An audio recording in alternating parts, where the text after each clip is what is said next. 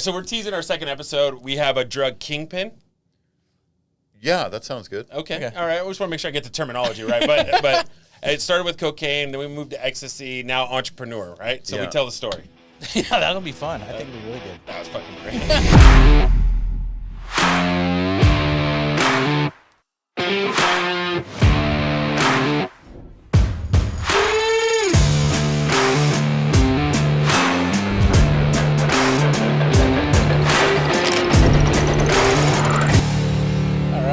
Welcome to another episode of Fuck You Friday, where we win on Fridays. I'm your host, Wynn Silberman. This is my co-host, Casey LeBlanc.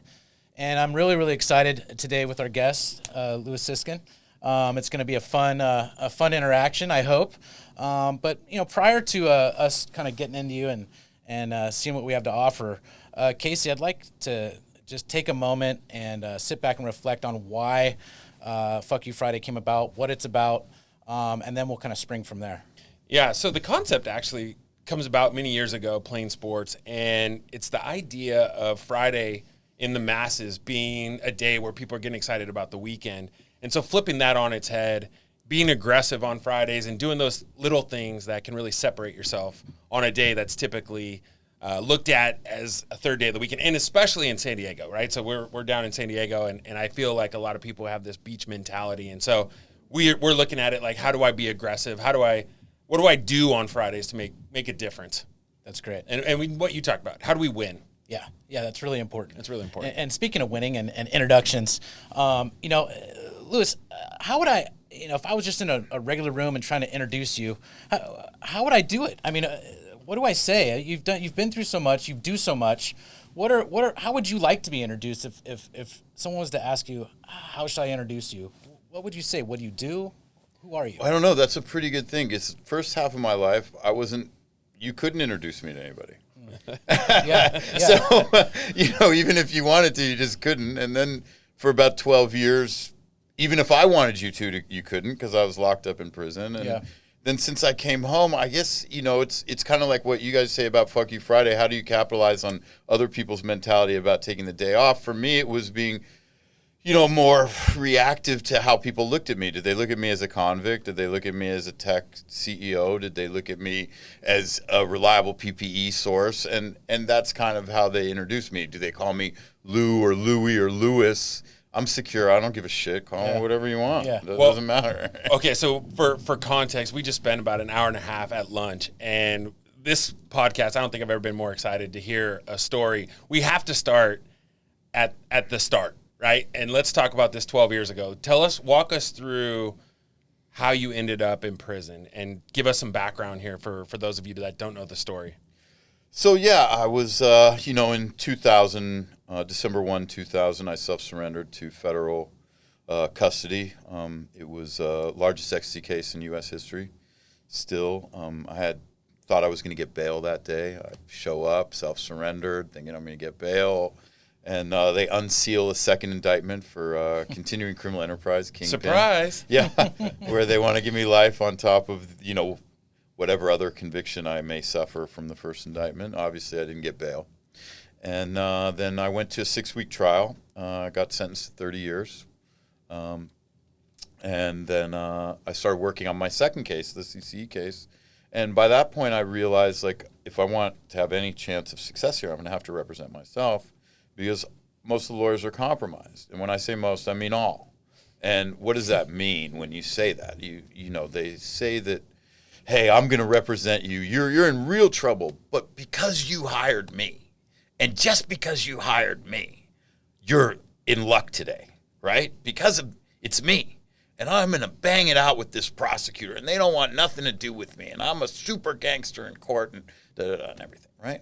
And it's kind of like a process, right? After you give them the money, then the next thing is, oh, well, I got your discovery, and now that I've had the retainer, I've had some time to sit down and actually look at the evidence in your case. There's a couple things there that I didn't know about before, but still, don't worry, because you hired me. I'm going to go sit down with that prosecutor and how, they're going to have their epiphany moment where they realize they're up against me, and you're going to be fine. And then, each week it like oh well, there's this, there's that. Oh, it's not as much as I oh, they're taking it personal. They really don't like you personally. I couldn't have anticipated that when I asked you for $450,000 retainer and promised you that I was going to be able to handle your case. They're selling you, not the jury. Yeah, exactly. Yeah. And so basically I ended up firing my attorneys and representing myself. And I was able to prove that the federal government tampered with a wiretap. I mean, we can go through this for days. Like there's, you could make a podcast library out of what happened. But they basically tampered with a wiretap. I caught them.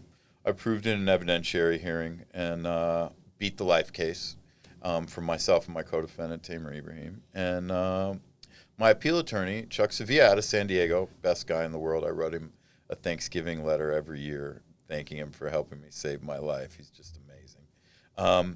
He represented me on my appeal for the 30 years and was able to win that. Got reduced to 15 and a half based on this information. And I ended up doing 12 in custody, a year, halfway house, home confinement.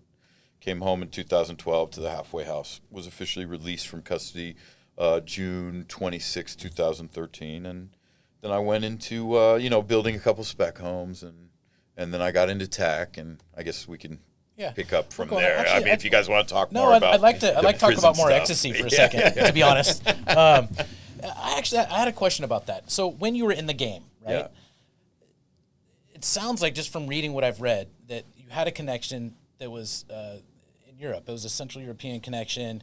You did your research. So I want to know about the mindset of, okay, you have something, you have a commodity that you feel can make you money, right?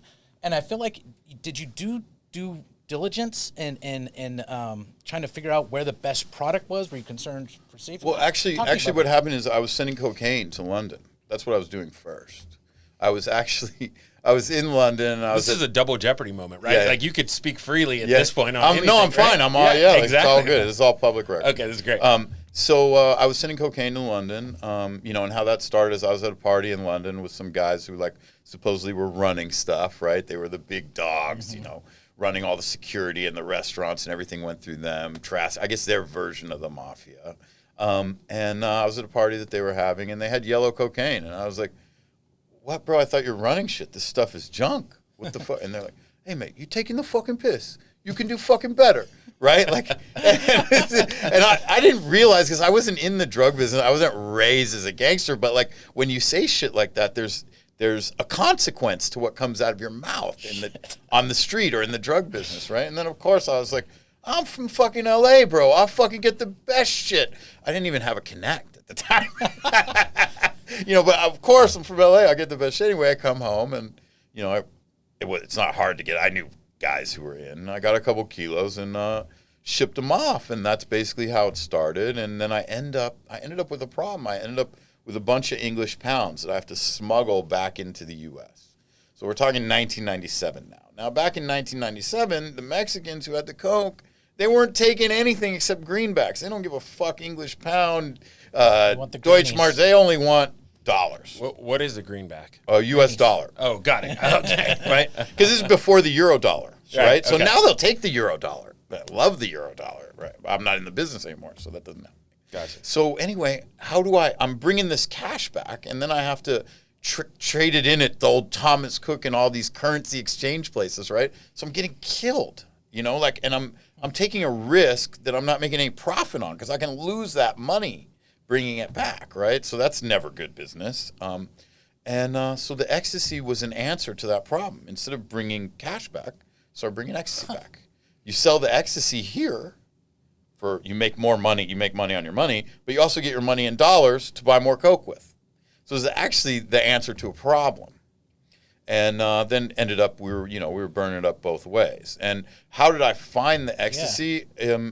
My research was I went to Amsterdam and I got fucked up for a couple weeks with a bunch of people and found the stuff that I felt the best with. The best shit. When you're hanging out with someone doing ecstasy, and they didn't know that I was looking to buy at that time. These were Dutch dudes, some gypsy dudes, some Albanian dudes, Bulgarian dudes, right? They don't know. You're just hanging out to party with them. Besides sampling their stuff, you're actually getting a pretty good read on them because they're not trying to hide anything from you because they don't know that you're interested in anything. Right. So I was able to pick and choose a couple great places. It ended up being fantastic connections, and that's true research and development right there. I mean, in the business world. Because truly what you're doing when you're starting to run a drug ring is you're an entrepreneur, right? And you're starting your own business, and you're looking at risk and reward. You're doing your due diligence on how to find a business partner and all these different things as we tie this into. Tell us a little bit. You were in college. You went to USC. Went to USC, dropped out. I went to I was a business ethics course, and everybody who knows me knows this story. I watched my business ethics teachers telling me how to ethically do $1 million business deals. We're not talking about contract law or something here. Ethics, and it's one of the liberal arts core classes that you have to take to get into the business school at USC. So I'm taking that class, and I see this instructor, professor, whatever you want to call him, in the parking lot one day, beat up Honda. Fucked up topsiders, polyester pants. I'm like, this dude's never seen $1 million in his life. Yeah. Who the fuck is he to tell me anything? You know, at that time, I'm selling weed. Everybody's, going to Rush Week. They want to be, in the house and fraternity and this and that. And during Rush Week, I'm like selling weed. So I'm sneaking into the Tri-Delt house at 2 a.m. from the back window. I'm doing shit that all these ATO dudes and all these big Greek guys are dream of doing. I got that access, so I got a bunch of bids, but I didn't go to any of them. I already had access to all the sororities from selling weed, So I'm making probably $3-4 grand a week. That's then. A true entrepreneur. While I have to take this, business ethics course. It just didn't sit with me, Walk me through. So there's a lot of people that deal drugs, but how do you scale to become the largest ecstasy dealer in the entire United States? Like, how did you get busted for being the largest ecstasy dealer? That's interesting. How you scaled from $3,000 a week to, and then tell us where you ended right before. Yeah. So that was what I was doing in college. Then I dropped out of school, too proud to go home. So I actually slept in the Beverly Center parking lot for 3 nights. Wow. And I met a manicurist, a girl who was a manicurist. She actually found me. I'd seen her because she was hot. I was watching her, but you're sleeping in the parking lot. You're not exactly walking up to him saying, "Hi, how are you doing?" You got nowhere to take him. Although you might. Yeah, I wasn't that guy. I was trying to hide underneath the ramp from the 4th floor parking to the 5th floor parking, right? So anyway, I had this Adidas bag with like shit in it, and I'd go bird bath in the bathrooms upstairs every day or whatever, and then that bag gets stolen. And on the same day, I'm sitting there, and this girl pops her head around, right, and she's like, "Hi." I'm like, "Hi." Next thing I know, I'm back driving with her in her little Honda Civic back to Valencia where she lives, and it was she was great. Kelly, if you're out there, thanks a lot. And that was how that kind of chapter of my life ended. And then, I bounced around doing a couple different things. Like I wasn't raised to be a criminal. I wasn't trying to be a criminal. To me, these opportunities were just money-making opportunities. And then when this came along, how I got to where I got was really simple. It's not rocket science. I let people make more money with me than they did with anybody else. I gave people the best product at the best price. So a couple things happened. One, the dudes who were buying 1,000 needed 10,000. Guys who were buying 10,000 needed 100,000. The other thing that happened, which is more subtle, is if you're making more money with me, I'm the guy you're going to protect the most, right? If you get busted on something stupid and you have to rat on somebody, you're going to rat on the guy who you make the least amount of money with, right? You want to protect your best. If you're a gangster, right, and you're making more money with me, you're going to protect me because I'm the thing that's putting the most money on your table. As long as you protect your connections and don't let them interact with each other, that's, to me, has always been the best way. And you hear it in business courses all the time. Best product, best price, that's the winner. Right. If you don't have that, now you have to be smart. Right. So I chose not to be smart. Let me just get the best stuff at the best price so I don't have to figure out anything else. Interesting. Yeah. And, same thing we do with everything we do. I mean, that's really what I look for, whether it's the PPE stuff we do now. It's business principles. Yeah, to me, it just saves you from having to do or know a bunch of other things. If you have the best stuff at the best price, you don't need to be exceptional in any other way. You're exceptional in what the customer's looking for, and you're looking for the customer to give you money. So, okay, so very simple. What was the week before federal indictment? What was your weekly income? For about 4 months before federal indictment, I wasn't doing anything, but I had $3 million days. Wow. I mean, Yeah. I mean, great. now I was also not running it as a business. I'd be over there, we'd do a few loads, and then I was young. Like we were talking about at lunch, I'd come back. Oh, got to go shopping. Got to go to Vegas. Got to go pick up some strippers. Got to go this. Got to go that. Showing off for everybody else. And it's funny, I was never asking myself, what is Lewis like? Everything was pre-programmed about what the world said was cool. Oh, I got to have this Rolex. Actually, when I came home from prison and I have this watch collection, I put it on and I never wore a watch again. Because why? They're fucking heavy and clunky. They're uncomfortable. You got to worry about them. Like, I've never liked watches. Other guys do, but that's just not my thing. So for 50 years, wearing a watch was all based on what somebody else thought was cool. And that opened, like we were talking about earlier, self-awareness and this and that. Like I had a lot of epiphanies about things like that, right? Like, hey, what makes Lewis happy versus what makes the rest of the world happy? Because the rest of the world, you can chase that forever.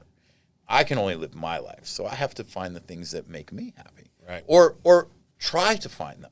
I might not know all of them, but try to find them through experiences, relationships, conversations, people, places, things, right? And that's what happened. There's a couple buckets here that I really want to hit. Yeah, go on. And I feel like it's almost three for your life in a way. And I want to get to that moment and your reflection and epiphanies in prison.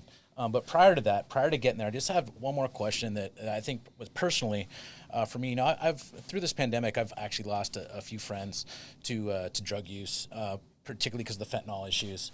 And you talk about having a solid product and what I was talking about with Casey, particularly through kind of mourning a loss of a serious friend. The issue of legalization and making things safe.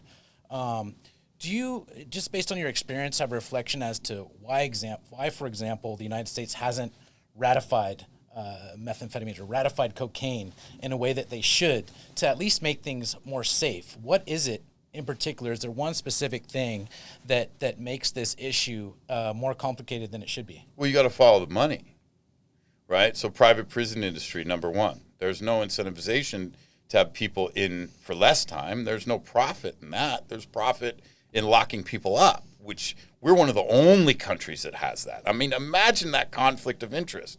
You make money by locking people up, right? I mean, think about just that.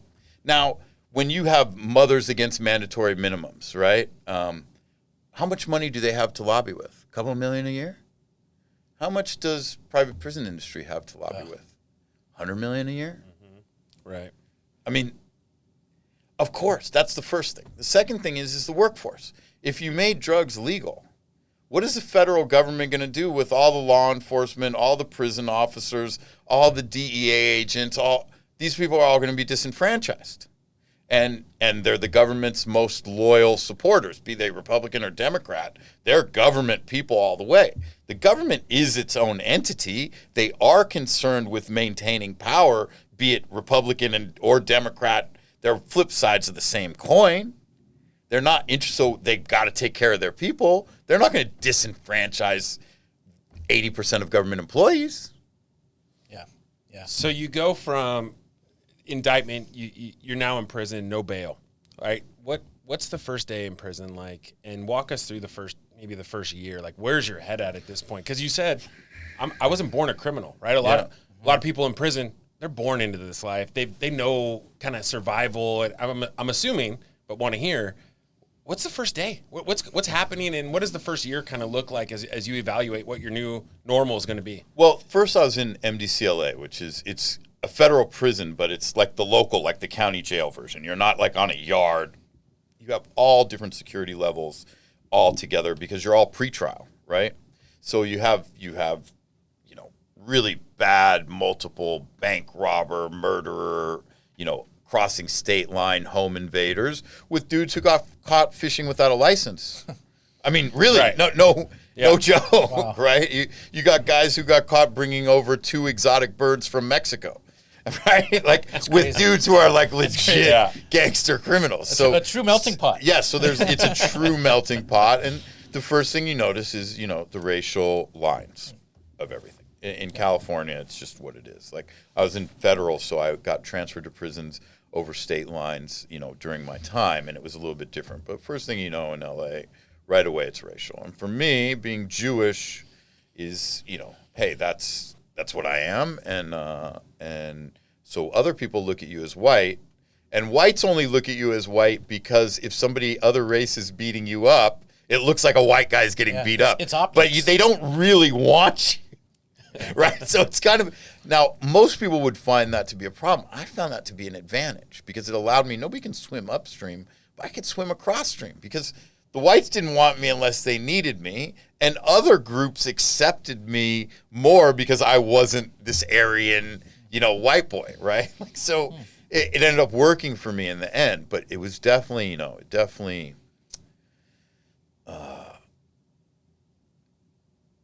not as shocking as people would think. And I tell people ask me this all the time, and I say, you have no idea of what you're capable of doing until you really have to do it, right? And you guys have all experienced it, whether it's in sports, whether it's in anything, whether it's you really love this girl and she's out of your league. But if you really go after her, you're going to get her, right? Like, if you really commit, like Cortez burned the ships, if you really have to, you can do amazing things, right? And so first you end up in prison, you're going to be able to do better than you think you can because your survival instincts are going to take over. That's just what it is. And you're going to be able to survive in a way that you didn't think was possible.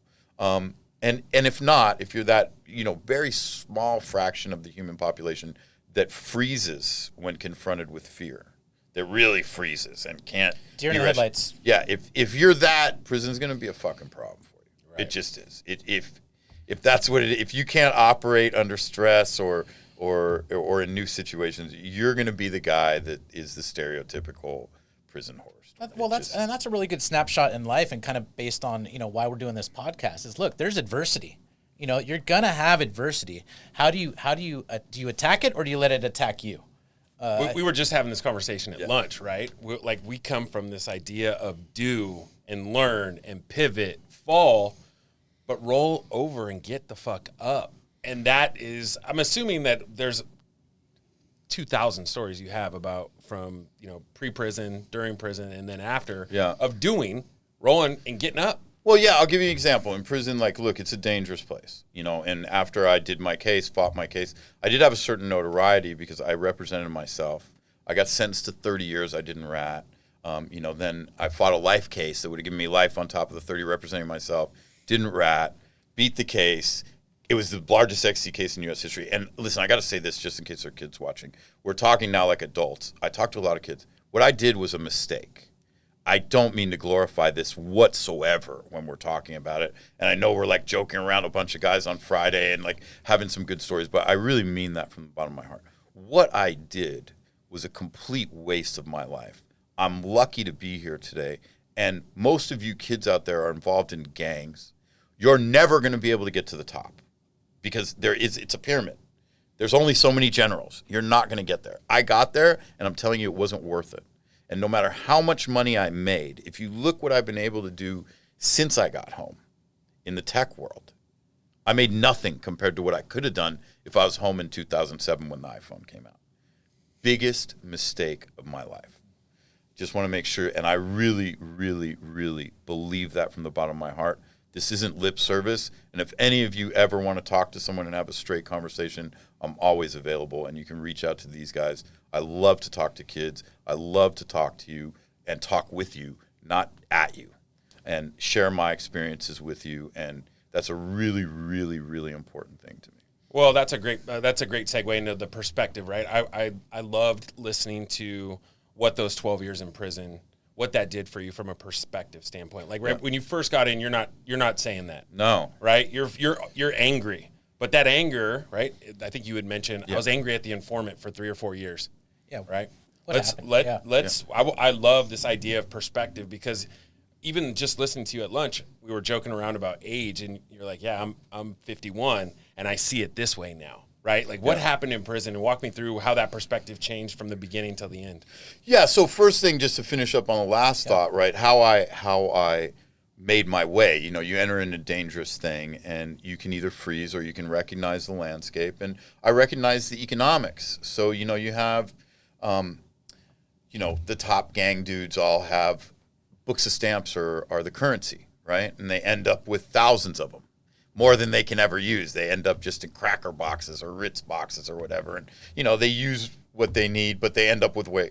Well, I was able to buy them from them at a deeply discounted rate. And the advantage to them is I could get them $2,000 on the street in real money for their girl to pay their rent. So, okay, I'd get $5,000 worth of stamps for $2,000 because to them it's all found.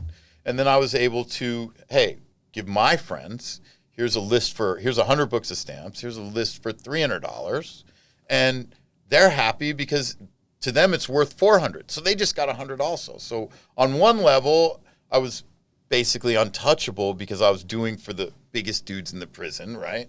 I was also doing for myself, making a profit where I didn't have to stand in commissary line. And I was doing for my own crew because they go stand in line and they're happy because they're making money. Did you just go up to the bosses and go, hey, I have a deal for you? I mean, how did you approach that? Oh, so I followed the advice that I give to everybody. And when people ask me, tons of people ask me, they're like, hey, my kid's going to prison. I'm going to prison. What should I do? How do I this? How do I that? Right? I go, I'm going to tell you what you should do, but you're not going to be able to do it. They're like, what is it? I'm like, don't say a fucking word. If you're not talking, you're watching and listening. If you are talking, you're identifying yourself as someone who's never been there before. Why do you need to know what time lunch is? Why? Are you going to be able to go sooner if you know?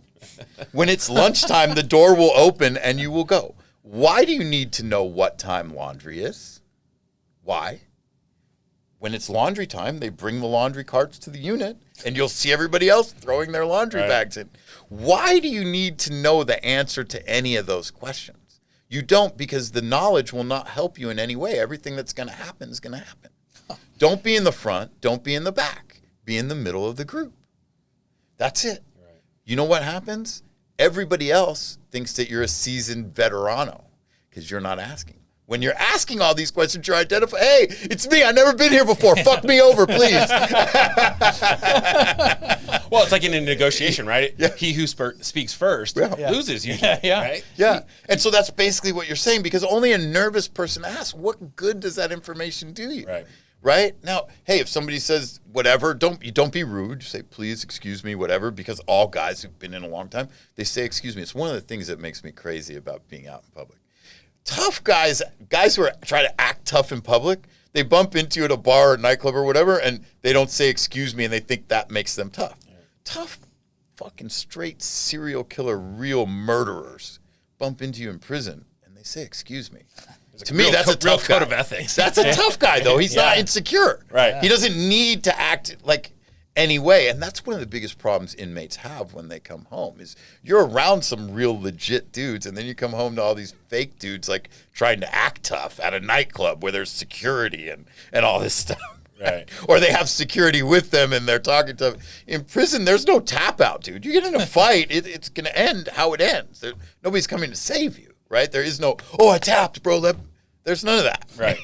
Yeah, that's a good point.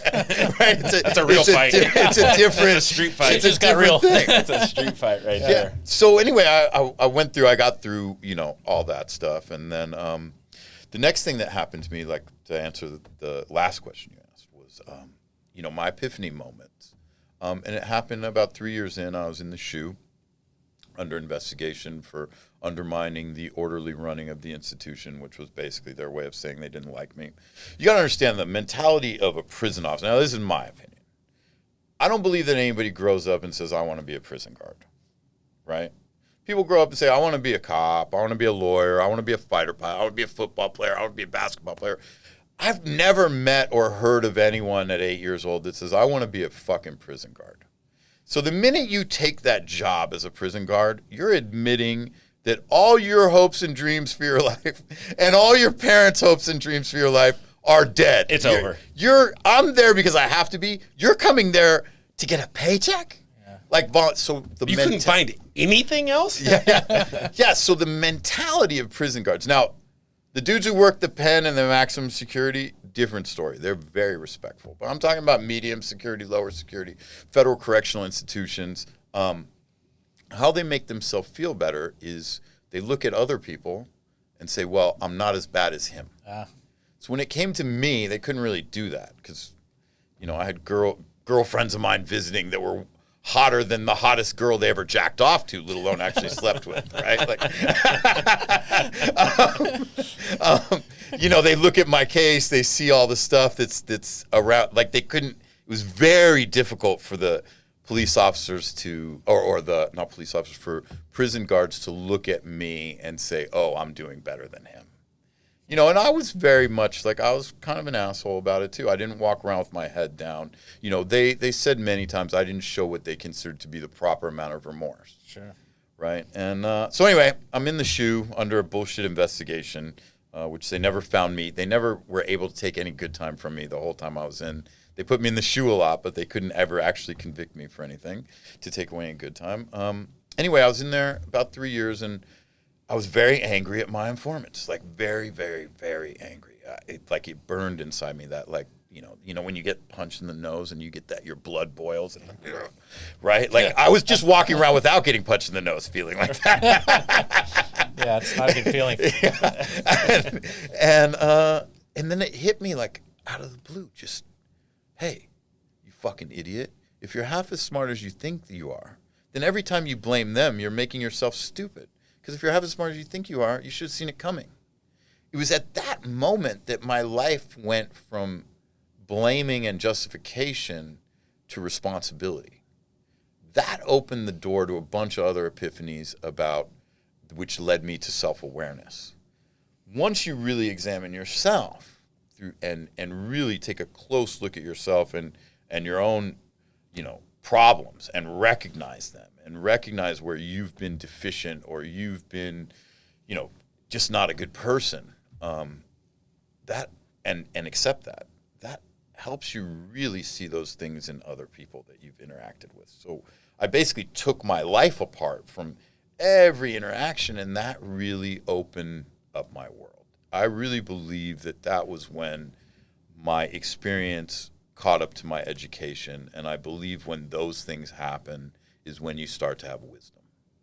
Because we can learn things like we talked about at lunch, right? You learn for 20 years you're in school. Okay, great. I read all these books. I memorized all this stuff, and the 3 million years of instinct that's been passed on to me by all my ancestors, I'm just going to fucking ignore that because I've got 20 years of reading books. Right. Right? Well, it doesn't work like that, right? Life experience also plays a part. Now, there's knowledge in those books, right? And there's knowledge and experience. And when your experience reaches your education, now you have wisdom, and you can behave in a way that's more advantageous to you. But also, when you're talking to other people, you're able to advise them in a productive manner rather than just, an adversarial "fuck you, you don't know what you're doing" manner, because you recognize that you used to be the guy who didn't know what he was doing either, right? I think that's critical in education. That's the only reason, for example, that I accepted an offer for Santa Clara University School of Law to teach a little sports law. It wasn't because I felt like I had read so much. It's because I go to class and want to educate the students about how it really is. You can talk about a contract all day, right? But you can't. How do you get to that? And what really happens? Total distinction between reality. And I think that needs to be fixed in education. But who knows? If It's the concept of paralysis by analysis, right? Like you pause so many different times, thinking and reading and not doing. Right? We talked about that for in a lot of different scenarios, and just you've got to do. I see this all the time of just people talking about a lot of stuff, right? And they tell stories about what they're going to do, and it drives me fucking nuts, right? Like, just do it. Yeah, a lot of talkers. I'm gonna. There's a lot of talkers, like professional talkers, like professional bullshitters. Well, they get paid for it, right? Yeah. Well, lawyer gets paid to advise you to litigate. Because he's going to get another lawyer paid on the other side. Yeah. Now, once two lawyers both have billing open, how fast your shit's going to get handled? Well, he's not incentivized to win or lose. He's incentivized by to time. drag it on. Yeah. It's like, where's the motive here? Yeah. Right? Like, that incentive is really, I think, a component of it. No, it really is. Going back to so epiphanies, right? We talk about epiphany. Was there a point at which in prison you decided to? I mean, where does the entrepreneur come out in prison? Did you start, like, because of your epiphany, start reflecting on your life and therefore thinking about ways to do business above ground? I mean, what happened? I mean, well, I don't know. For me, I don't think that part changed. I was always Is there a money opportunity? Is there a revenue opportunity? Now, when I was younger, I didn't draw the distinction between legal or illegal. It was irrelevant to me, right? Now, one thing that did happen at prison, it fucking worked. I don't want to go back, so I'm not doing dirt anymore. You know what I mean? That's what happens. So, and it's kind of like what I tell kids. I go, when I talk to kids, I tell them, hey, you guys can do everything that I do. They go, no, we can't. Da, da, da. And I go, wait. Yeah, you can. They're like, no, you this, that. I was like, wait, isn't there a kid out there on the yard that none of you guys like? They're like, yeah. And I'm like, don't you know how to get what you want from them when you need something from them? Whether it's violence, physical, whether it's being nice to them, whether it's offering that to invite them to a party, whether it's getting somebody else who likes them to go ask them. They're like, yeah. I'm like, okay, that's called manipulation. They're like, yeah. And I'm like, well, that word has a negative connotation, but do you think it's different when I offer someone $3,000 a month in exchange for QAing my software? That's manipulation too. It's just there's no loser. So you guys have all the brain. You just keep spinning the wheel until you find the solution where there's no loser. Right now, you're not filtering out the loser. You're fine with there being a loser. You want to succeed in life on the right side of the law. That's all you have to do. Just keep spinning the wheels until there's no loser. Now, there's one other trick that's associated with that. You have to make sure that you're not the loser also. And in order to do that, you have to be able to be honest with yourself. Right? But you guys have all that. You have all that. You know how to navigate your way around people you like, don't like. You know how when there's a party, there's some people that like each other, don't like each other. That's HR. You guys are better than that. You just don't know how to use the vocabulary to make people feel comfortable. But your diplomacy is way better than any HR officer I've ever seen. You guys have that instinctually. It's a $300,000 a year job in some companies. Don't tell my HR director that. But, you know, I mean, and so that's exactly what I tell them. I go, they have, it's just, you just have to repackage it, right? You just have to, all that fuck you gangster shit, right? Mm-hmm. There's a value in that, but repackage it into, you know, instead of fuck you, listen, I'm assertive, I want to move forward with this. This is the plan to this and that and the other thing. And you're saying fuck you without saying it because you're the guy who has the plan. You take responsibility, or the woman that has the plan. I've got responsibility. I've got the plan. That's saying fuck you to all the people who don't have it without saying fuck you. That's how the public, you have to act within the public in a non-criminal fashion. It's interesting that you use, capturing what you said, you're saying that prison worked in a way. Yeah. But when you reflect on all the political dynamics of prisoners and the question I have is, what exactly did you feel prison healed you in a way? Did you feel it was, do you use the term, let's get more specific. Would you use the term rehabilitative? What would you use? Listen, I think that we're the United States of America, and we can definitely improve the criminal justice system. We can definitely improve the prison system. But I do have to say that most guys who get to the level of the drug business that I was at end up dead or in prison forever. And I'm sitting here with you guys. It's Fuck Me Friday on Fuck You Friday, right? Like, so, I mean, that's gonna be the new tagline. Yeah, by the way, that's a good quote. So, you know, I mean, yeah, because I don't see, if I'm being honest, I don't see another end game there. If I hadn't have been busted, I end up dead. Wow.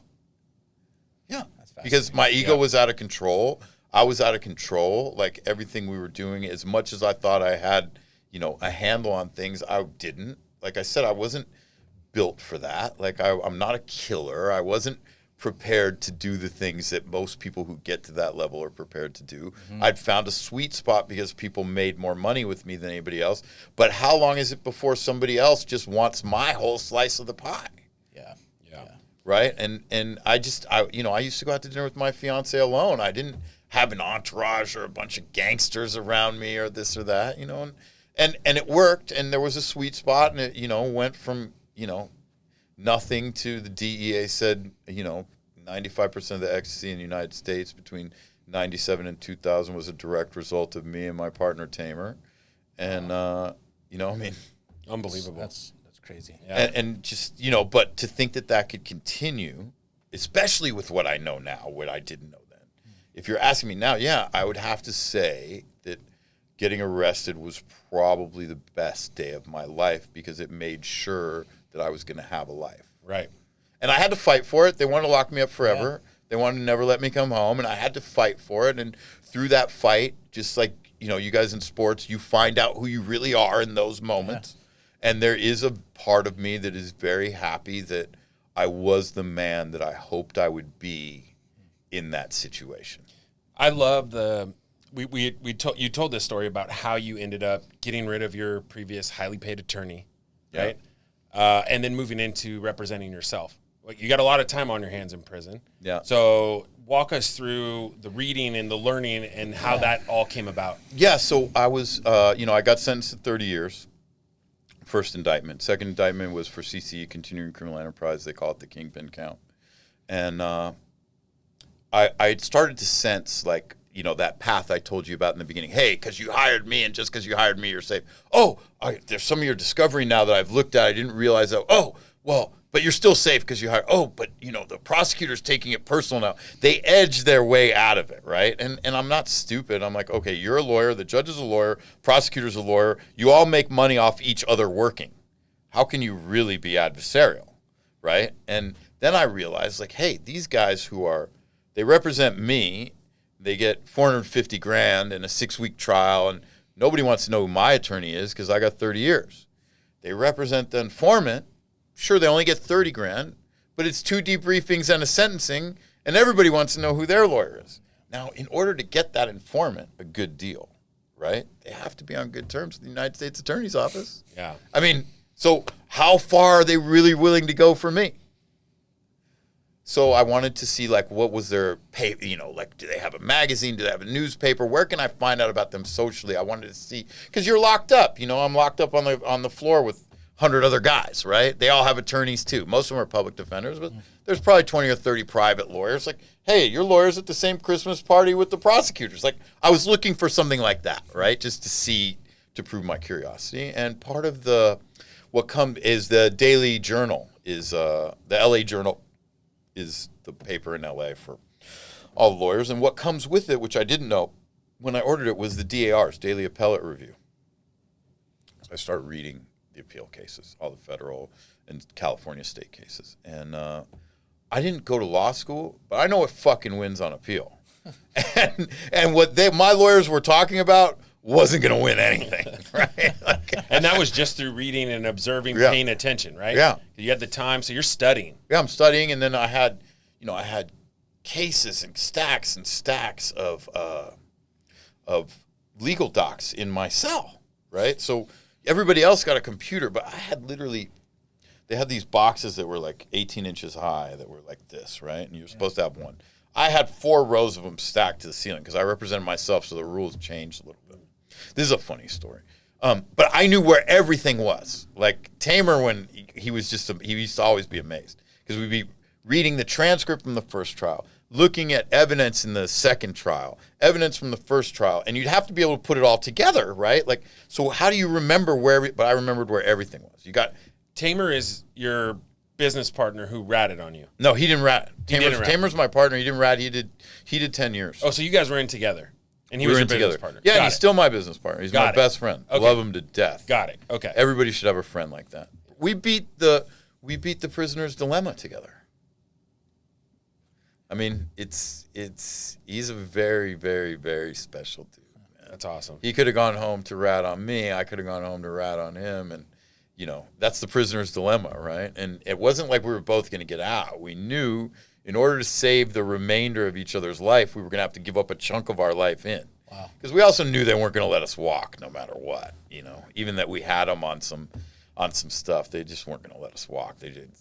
Big drug cases make bad law. Every lawyer will tell you that. That's the same thing they all say. So anyway, then, representing myself, and so I'm reading the daily appellate reports. I'm learning, and I tell my attorneys, I was like, look, I want the government disqualified. I want to call them as a witness to testify about when they decided to tamper with a wiretap in order to secure the first conviction. And of course, they don't want anything to do with that, right? I was like, well, they're under the best evidence rule. The prosecutor should be the one to testify when they decide to tamper with the evidence so that they can let their rats lie in the first trial.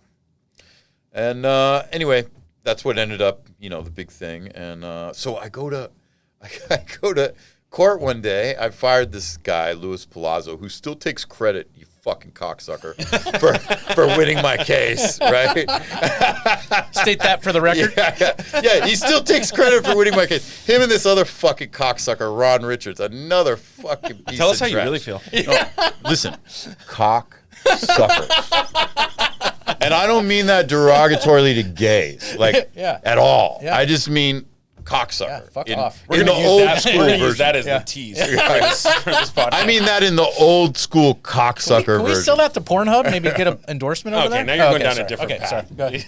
Yeah. So anyway, they still take credit for me, winning my case. That's what they tell people. Anyway, so get rid of them and represented myself, and we had a really good run with that. Again, we could do another podcast about just the hearings, right? It's interesting though, this because could go on and on. Would you assume that prosecution would celebrate when they first heard that you would represent yourself? Because traditionally, right? Traditionally, you go, "Oh yes, we got a winner." That's funny because when I went to court that day after I fired him, I'm like, "What am I doing in court?" You never want to go to court because they take you down there at 4 a.m. You're sitting in a fucking hard bench all day. If you're lucky, you get the roll of toilet paper to put behind your head so you can lay down. Right? It is just a cold, miserable day. And they do that on purpose. They want to discourage you from using your rights to go to court. They want everybody to plead out. So they make going to court a fucking nightmare. It doesn't need to be the nightmare that it is. And anybody that audited that would definitely know. This is by design, at least in L.A. at the federal court. That's how they do it. So anyway, I get to court, and I'm like, the judge is like, well, you want to dismiss your attorney. I'm like, Your Honor, I don't know, what did I miss here? I hired the guy, I'm firing the guy. Well, Mr. Ziskin, we have to, I have to make that determination. You're not allowed to just do that. And I'm like, really? I think according to Ferretta versus United States, as long as I understand the charges against me, as long as I understand the consequences of a guilty verdict, and as long as I'm doing this of my own free will, this motherfucker's gone. I get to represent myself. Wow. I mean, case law. Yeah. No, it's a Supreme Court. Anyway, Yeah. She's like, no, I have to make a finding about the relationship and da-da-da. And Judge Snyder was great. I mean, she was great.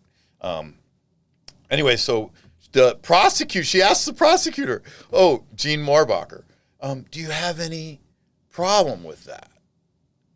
Do you have it? And she's smiling, no objection. No objection.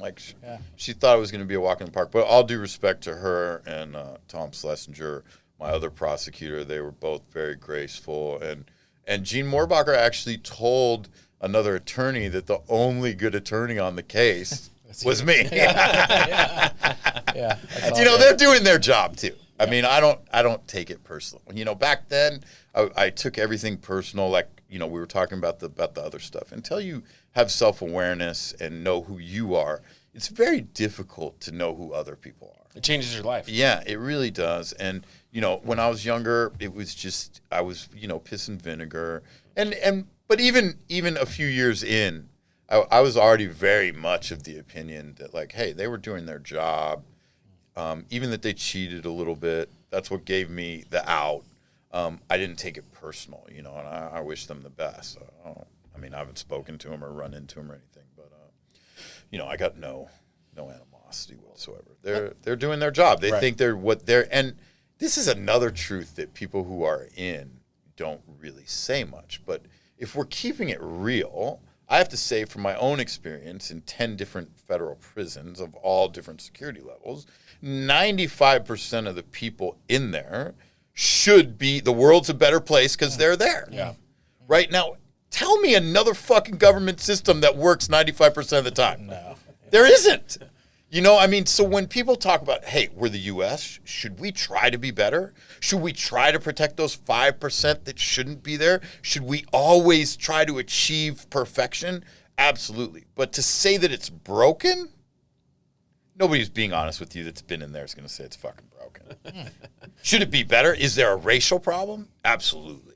Is there racial discrepancy in how much time other races get versus whites? 100%. Wow. Do we need to fix that immediately? Absolutely. But we're not talking about they're innocent either. Let's make that distinction. Yeah. We're talking about these are guilty people, right? And how much time they get is something that we can look at. But as far as who gets locked up, 95% of the time, they're right. Can you tell the 5% in there? Yes. Okay. And the reason why is you're around people every day, right? Now, they might behave some way in front of the cop. They might behave some way when they're in court. But once you're in prison and all that's over and nobody's looking, you see who people really are. There's, listen, if we don't like each other, I can leave here right now and we don't ever have to run into each other again for the rest of our lives. In prison, that's just not the case. There is no, every social issue is going to come to a head. And you're going to see people for who they really are, right? And this doesn't mean that these are, everybody who's nice is innocent. No, because some nice people are like, hey, I did it. But through that kind of knowledge of watching people on a daily basis, you get to learn the same way if you're sitting playing poker. Are they lying or telling the truth? And when you're sitting there and they're telling you, man, this is really what happened to me, or you're looking at their paperwork and you can see, like, oh, this motherfucker got fucked, right? Jeez. No, but it is really rare. It is really rare. I mean, 5% might be too much. Wow. But I don't mean to say that they give out the right amount of time. That needs to be adjusted, right? Mm-hmm. I don't mean to say that there isn't racial discrepancy in sentencing. There absolutely fucking is. Me and my wife actually just had this issue, right? We were talking about the Capitol. She was like really mad because on social media they're saying, if this was black people, they would have been killing them. And I believe they would have. Yeah, that's fucking real. Yeah, and she's like, no, that's not. I was like, babe, you've only been here a couple of years. You don't fucking know. I'm telling you. If it was blacks up there taking over, or Mexicans, or Cubans, or Dominicans running through the Capitol doing that, first, ask they questions later. They'd still be sweeping up bodies. Yeah.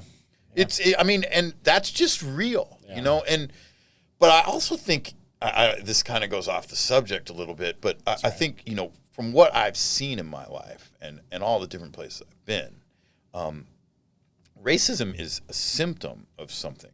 It's a symptom of tribalism, which benefited humanity and allowed us to survive when we weren't the dominant animal in the field, right? And now we no longer need it, right? And we can evolve past it. But the need to assign final blame is the biggest roadblock. Because if you think about it, all of us, anybody who's alive today, has been a slave at some point, either a serf, slave, whatever. One of our ancestors has been in slavery. If also the flip side of that, every one of us that's alive today, one of our ancestors has lived at somebody else's expense. Survived when someone else didn't at their expense. Maybe there wasn't enough food. Maybe they killed them. Whatever. If you look all throughout the trail of humanity, right? It's just like that. Now, what we need to recognize is first, and the entrenched powers that be they on either side, don't want to admit this. If racism's just a symptom, and the core cancer is tribalism that we need to address, they're not interested in that because they can't pass the hat anymore if it gets cured. Right? They wanted, like pharmaceutical companies, economics again. They want to keep giving you a treatment, right? And that treatment is not doing us. Let's make a law against this. Let's make a law against that. Let's make a law against. That's not fixing the problem. The problem is, look, okay, tribalism served humanity for 300,000 years. It's no longer needed and is a detriment now. Let's all recognize that, accept that, forward. and own that, and move forward.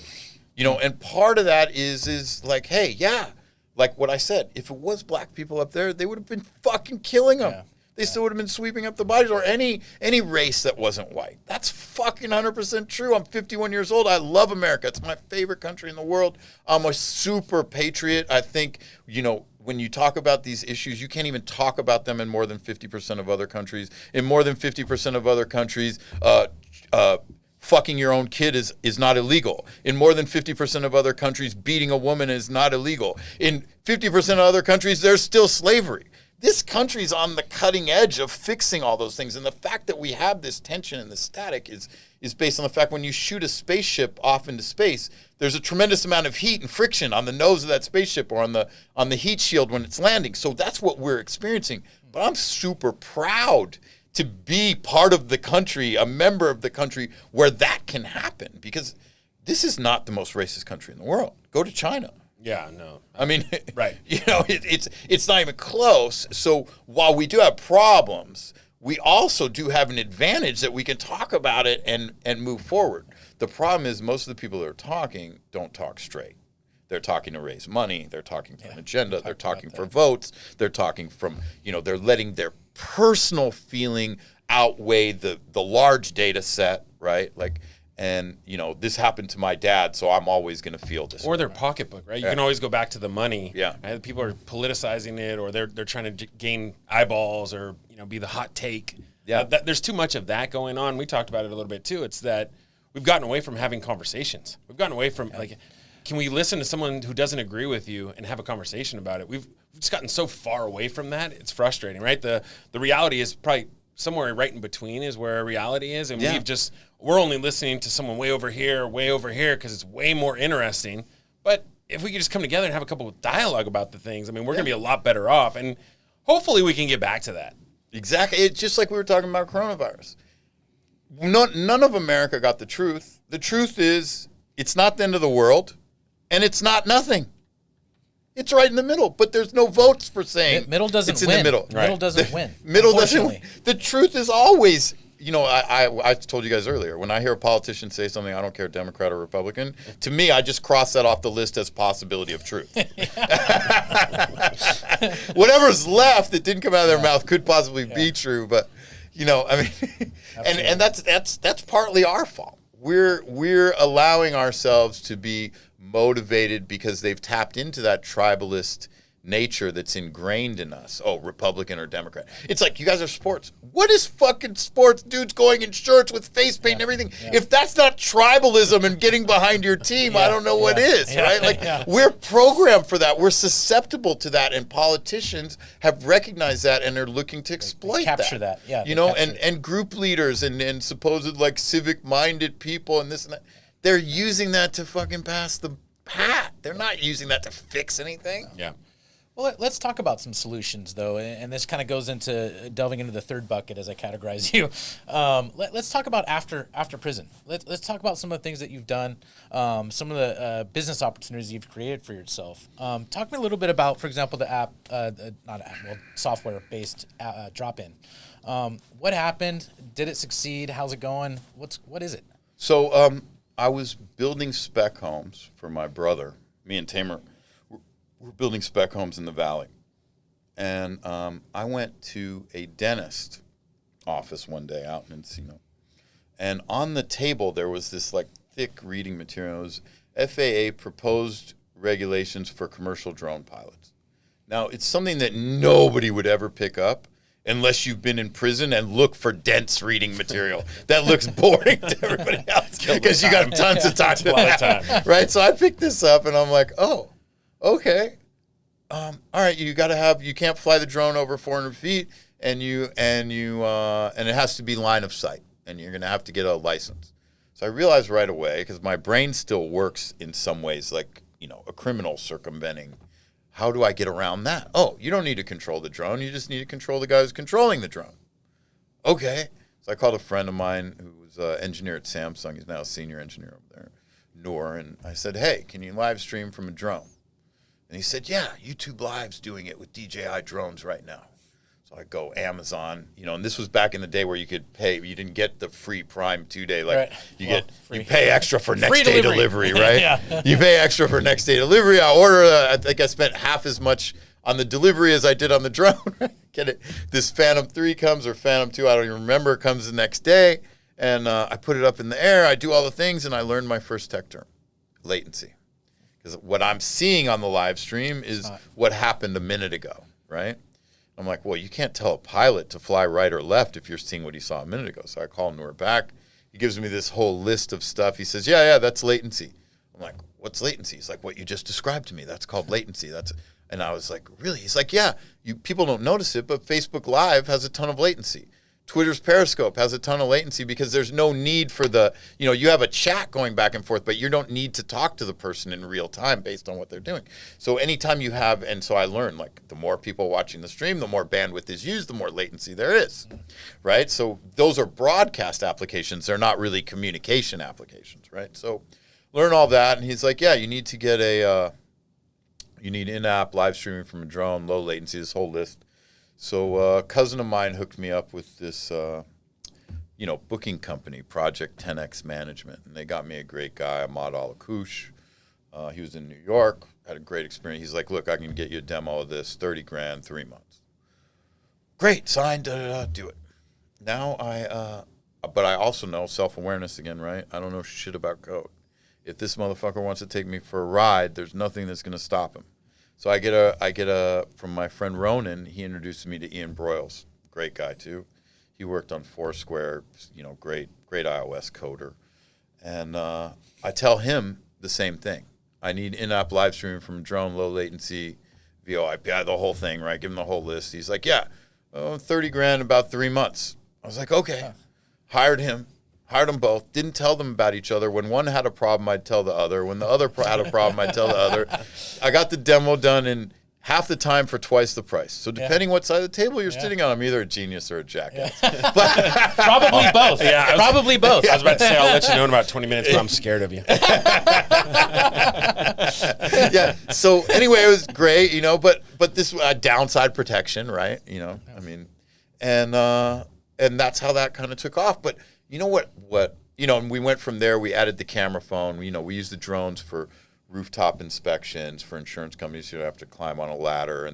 But we realized that the bulk of the application would be to be able to see anything, anywhere live. At any time. Yeah, at any time. And, the first iteration of it was just the public. Hey, you want a drone flight? It wasn't for insurance at all. You want a drone flight? You want to see if your girlfriend's car's parked at home at 11 o'clock at night, whatever it is. You pay a few bucks. Somebody right next to there will go there and live stream for you.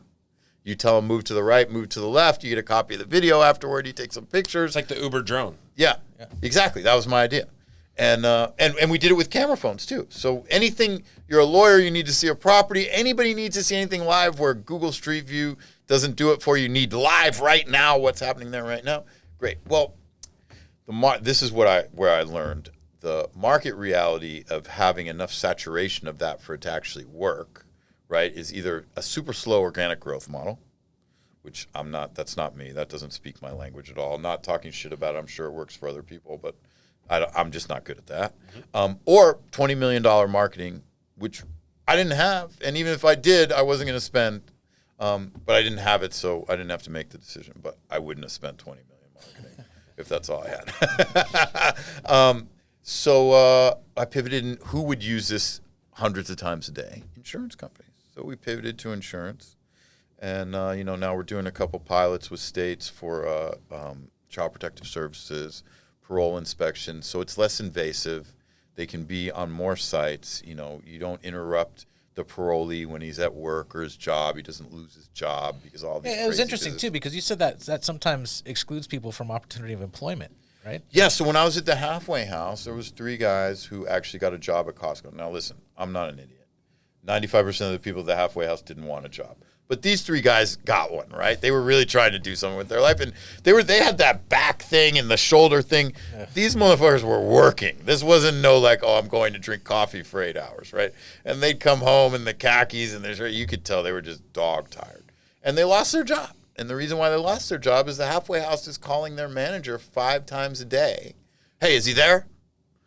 No. Do you see him right now? Do you see him? Do you put eyes on him? And I've had a girlfriend like that. Actually, I felt like I was in a halway house. Oh, tell her, give her my number so I can give her a drop. Oh, yeah. So I'll give you the whole profile. You can have it.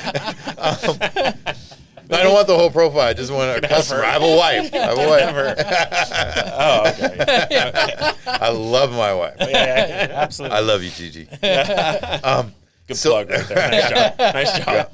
No, she's my gangster. That's awesome. I got to tell you, there's something true to the cliche when you have a good woman. I want to just talk about that. You must have 51 years of good love stories. Yeah. Right. Well, this is my best one, and she's she's my gangster. How long have you guys been married? We've been married for about 1.5 years, but we've been together 4.5 years. Okay. And I think it happened for both of us at the right time. I was old enough to where, the things that mattered when I was 30 don't matter anymore, right? And so I've slowed down a little bit, and she's the thing that I met her when she was 27, and the thing that hit me about her is. When we met, she's like, yeah, I'm a model, but that's going to end soon, so I'm doing real estate, and I'm finishing my psychology degree. Now, you guys know, what fucking models ever said that? And I mean, this is a real model who actually sells her pictures, not the model who a photographer invited him over to take pictures to try and fuck him. Yeah. I mean, someone who actually sells their pictures. LA model? Big difference. No, there's a big difference. Yeah, okay, so a photographer invited you over to take some pictures. I've been to LA. Yeah. He's actually been a photographer. Yeah. So was I. Have you actually sold your pictures for money? Right? Now you're a model. Right. Now you're licensing. Yeah. Now you're a model. And then the answer that I normally get is, does OnlyFans count? Yeah. I guess so. OnlyFans counts. Yeah. It has That's to. an entrepreneur. You're modeling. You're modeling over here. Listen, Fuck You Friday. That's how a lot of bottle service girls pivoted during COVID. That's true. Yeah, they pivoted. That's an entrepreneurial spirit right there. No, this why is not? Gold right here. I have to edit this one out. But why not? Why not? Right? If you think about it, why not? I got into. I don't want to name the actress, but she was naked in a movie, and we were out at my friend's restaurant, Koi, one night, right? And she was talking shit about strippers. I was like, all right, wait a second. You got X millions of dollars for that movie where everybody saw you naked. How many people watched that movie? Oh, so you got like less than $1 from each person who saw you naked. A stripper's getting $20, $50, $100 for each person that saw her naked. Yeah. Who's the fucking whore, bitch? Yeah. Is that a real conversation? Yeah, real conversation. I think we can all guess who that was. Right? Like, I mean, she's here calling strippers whores and this and that. And I'm like, actually, you're selling your shit a whole lot cheaper than they are. Can we ask a good follow-up question? How the hell you got to that dinner table? I mean, that's fantastic. Oh, my friend Nick Hawk owns Koi. Okay. My dear, dear friend. So, I mean... and most of his friends, in all fairness, are like, what the fuck are you friends with this dude for? And you're like, whoa. They're like, whoa, his story's way more interesting. Nick, in all fairness, he's like, look, that's a stand-up fucking dude. Fuck you. Like, same way I am about him. Yeah. Like, he's my dear friend. Nobody says a negative thing about him in front of me, ever. That's awesome. Same thing about Tamer, right? Like, Nick is around like that whole thing. He had a very successful restaurant. Very, he's an entrepreneur. He's in the service industry. He's very hospitality, builds resorts, restaurants, everything. And so he's around that crowd. Now, before I got locked up, me and Nick were around that crowd together. We'd be out at the club and this and that. And I didn't care who was at the fucking other table, dude. My table was here. Go fuck yourself. Like, I don't care. I didn't care how famous you were, what star you were, because I always thought I found them to be, when I met them, to be very insecure and exactly, other than Jack Nicholson. That dude is exactly what you think he's going to be. Are you saying Jack Nicholson's secure? Is that? Yeah, you probably won't remember. He opened a restaurant, the Monkey Bar. Like, he was a partner in this on Beverly and Flores or Sweetser in L.A. This has got to be 30 years ago. I was a kid, right? And I knew a girl that he was dating, so I saw him there, and she was there, and like I met him, and we talked for about 45 minutes, and the dude was just. Who he was. He was who he was. Yeah. Which is rare, unfortunately. He's never going to remember. But I had a great time. One of the highlights of my life. It was, he was just shooting the shit the same way we are right now. Yeah. Like, he wasn't. Okay, all right. The flip side. Who's the least secure? Give me an LA name of somebody who's just he's not comfortable in his own skin. We got to put you on the spot. I mean, come on. I'm going to answer that with I'm going to answer your question with another question. Okay. Tell me another one that's not. So they all are. Yeah. Okay. Yeah. Okay. All right. Yeah. It's a little bit of a Yeah. cop out. No, but they are, and it's. But really, I have been to LA, so that makes a ton Yeah, of sense. that makes sense. They are, and it's really the thing that most of them, if you think about their psychology, right? Like they give up the super white hot A-listers, right? 95% of the places in the world that we go to, they can't go to. And they think that's a fair trade for the 5% of places that they go to that we can't. Think about that. Right. Interesting. They can't say what they really think, ever. They can't go where they really want to go. They have to be worried about everybody with a fucking camera. They have to be paranoid about everything on social media. To me, they are the definition of a prisoner. Yeah, I was gonna say that's their own prison. Yeah. They're in their own prison, and they tell themselves like that it's exactly the opposite because I get to go to fucking Anna Wintour's fucking big fucking pat yourself on the back fucking ball, whatever the fuck it is, where we're gonna have the dinosaur theme or whatever the fuck it is, whatever, right? Yeah. Like, the Met Gala, right? Like because I could go there, right? I'm not a prisoner. But you can't go 95% other places. You can't say what you really think. You can't do what you really want. You can't even take the part that you really want if you think it's going to typecast you because you're worried about. I mean, it's just insane, right? And then they have all these sycophants around them who tell them exactly what they want to hear, who are basically, you guys know, you're a man, you're a fucking man. They're all robbing them. They might not be doing it with a gun, but they're all fucking robbing them. They're in their ear about, do this, do this. This makes sense. This makes sense. And they're prisoners in their own skin. So them and trust fund kids who, trust fund kids to me, I'm sure there's a few of you out there that are cool, but most of you are fucking not. I respect your parents who made the money. Hold on. Oh, cool. Yeah. Trust fund baby. I wish. I respect the parent. I respect your parents that made It's the getting money. awkward. Really You know what? Look awkward. at the time. Yeah. No, but you've been around them because maybe you were one of them. I told you I lived in a Silver Spoon society in Saratoga. I mean, the neighbor's my father's actually the orthopedic surgeon. The neighbor's the attorney that you fired, right? I mean, that's the ecosystem that I lived in. But we talked about this specifically in the issue of happiness. I can assure you that 95% of Saratoga is not happy.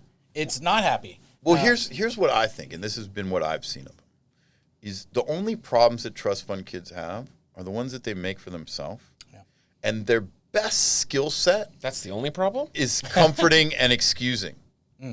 Yeah, when they get herpes, it's because they didn't use a fucking rubber, dude. Yeah. God didn't come out of the sky and say, you're rich, here, have a scab on your lip. Yeah. Well, they are ill prepared to handle adversity. But they're so prepared to comfort and excuse adversity, so I don't buy that.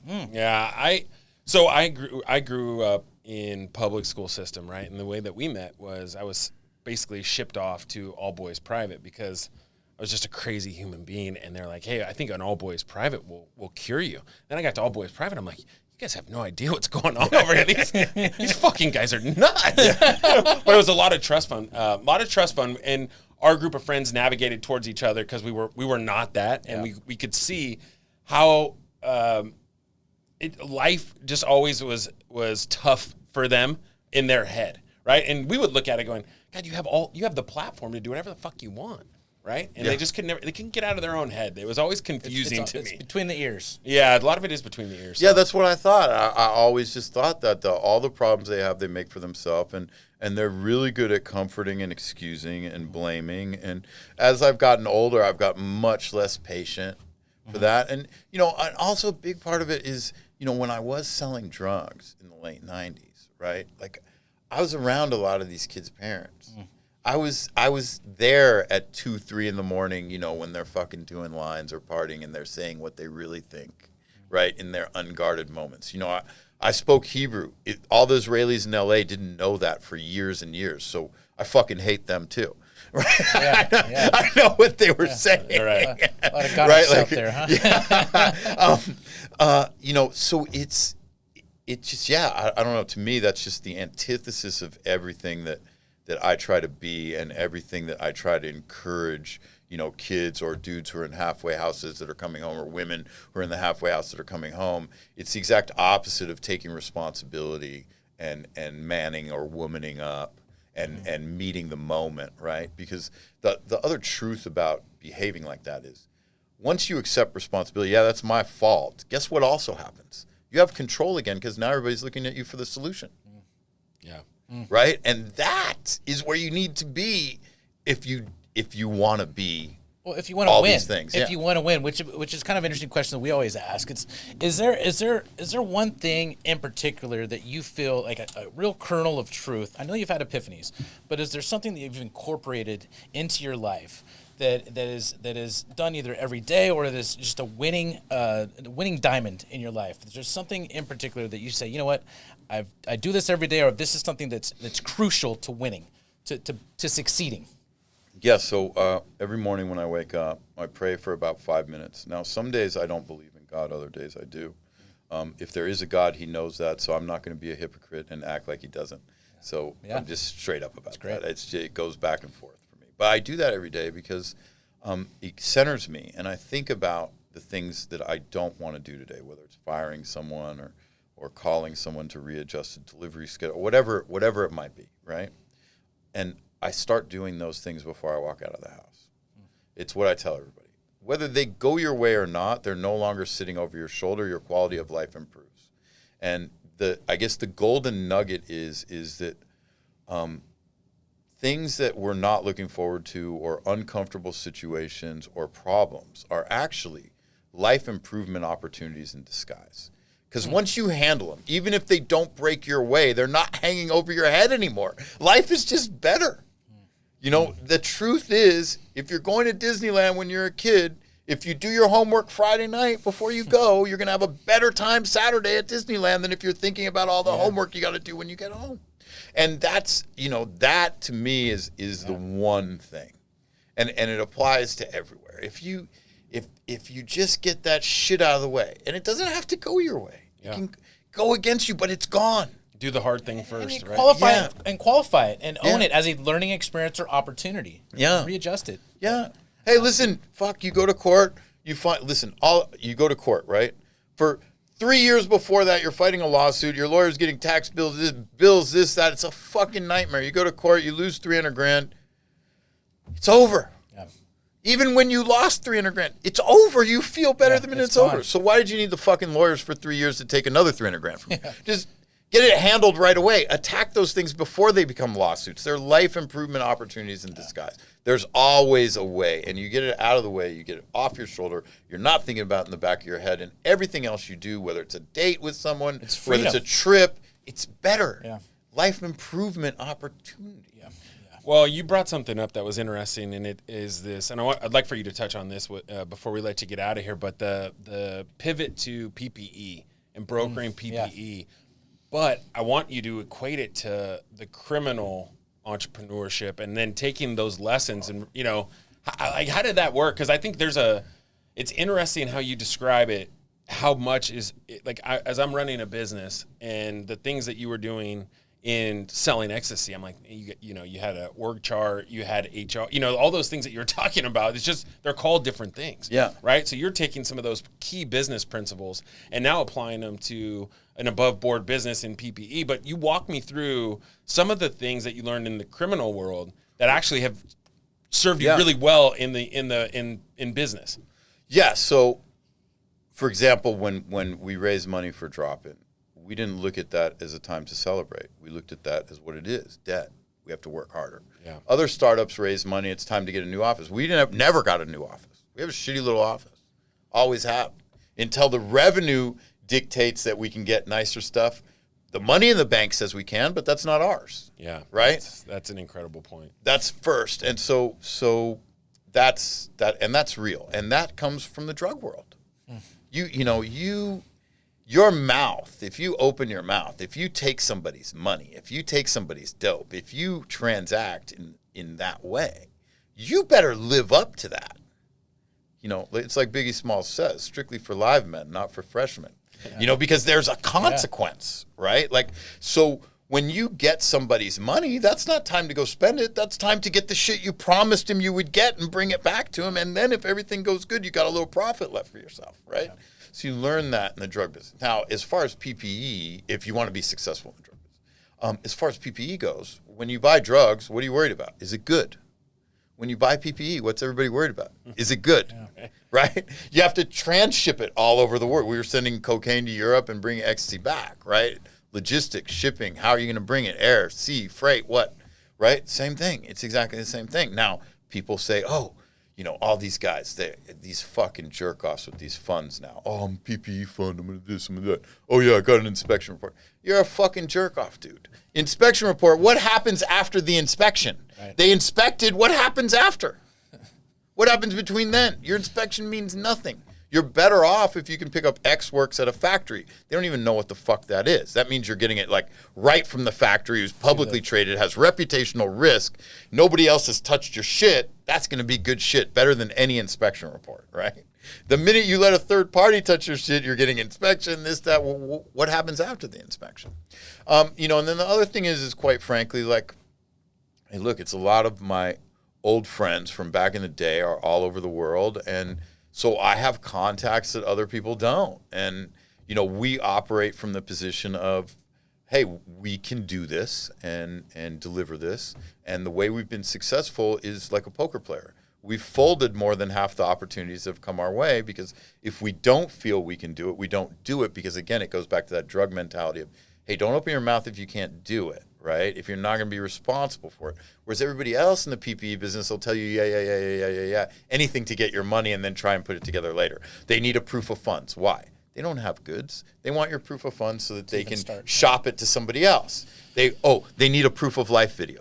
I just want to tell you right now, I've sold millions of masks and hundreds of thousands of boxes of gloves. And never once has anybody that's asked for a proof of life video bought anything from me. Yeah. Never once. It's never the minute somebody asks for a proof of life video, that means the transaction's not happening. I want to hear the story about the PPE deal that you did, and you're like, yeah, that'll be 30 days. But, you know, for $3,600. But if you want it in 3 days, it'll be $6,000. So you know, like FEMA, for example, right? I had a couple of conversations with people that work there. They don't understand the incentivization of what goes on when there's a high demand that outstrips supply, whether it's for good cocaine, right? And what happens when there's a high demand for that? Somebody gets it, chops it up, and turns it to yellow cocaine. Yeah. So they take 1 kilo and turn it into 3, right?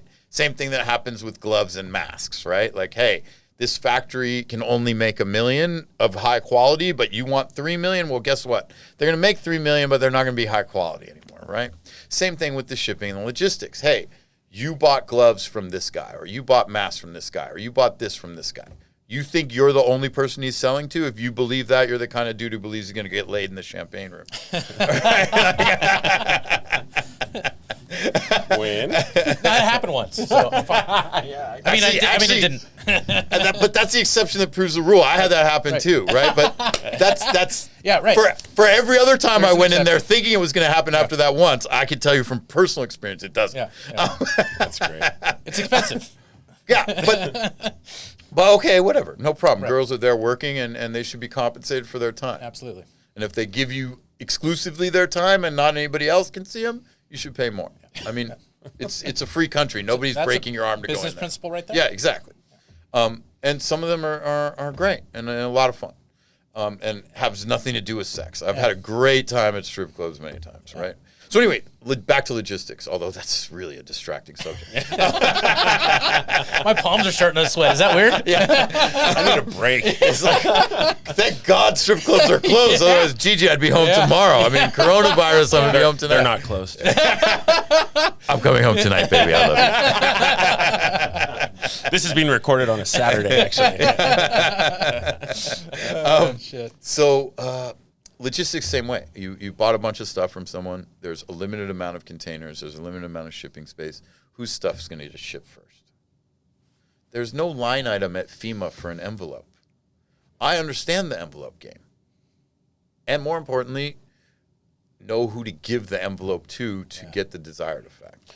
Well, this brings up a great story, and I'm going to throw him right under the bus for a second here. But I hate waiting in lines, right? I always have. And so you bring this guy along. He doesn't ever wait in line. He flashes this NFL card, and he starts talking gibberish to the guy at the front, and it happens so fast and so naturally. You just start walking in. So we've gotten into more places where there's famous people sitting in line because one is we act like we don't wait in line. Two is he flashes his card. It's not, honestly, I don't know if it's his driver's license. It goes so fast, it's just whoop, whoop. And you were the player. You played for the 49ers, and he's the one with the card. Well, so he's been talking about a 38-year-old player. Yeah, he still uses that. I haven't played in a long time. He's like, delivery. This is the kicker for the Chargers. Like, Yeah. This guy doesn't wait in line, and you just whoop whoop, and then we walk right in. Does the kicker for the Chargers waits in line though? No, Of course he does. Not when he's unless with he Wynn. has me as an agent. Yeah, that'd be different. Yeah. The point is, Although with it's Herbert delivery. now they might get a little more respect in the next. couple Probably years. not when they're second fiddle to the Yeah, Rams. But you know what? Special teamers, they never get respect. No, especially and they won't. kickers they will won't never. ever. Oh, the Rams kicker gets a lot of respect. Johnny Hacker Well, yeah, that's true. He's a good punter. He's a good punter. bangs hot chicks too. Does There he? you go. Okay, well, that's different. He's Yeah. Hey, So does McVay. Everybody you know on the what? Rams bangs. do you know what hot that chicks. is? Yeah. That's Smart. the exception to the rule for punters. Let me tell you. Most punters. I'm gonna tell you. Anyways, No, that's good. Well, I mean, look, we've taken up a lot of your time. This is my pleasure. This has been awesome. We probably could wrap out for another 3 or 4 hours based on. yeah, hopefully Days. we'll hit the restaurant, at least hang out a little more until he has that's to go right. home. All right, well, that wraps it up for the second episode of Fuck You Friday. Lewis, first I want to thank you for being here, and thank you to all our subscribers and listeners out there. Please go ahead and like and do whatever you need to do to continue to watch this. I appreciate it, and there we are.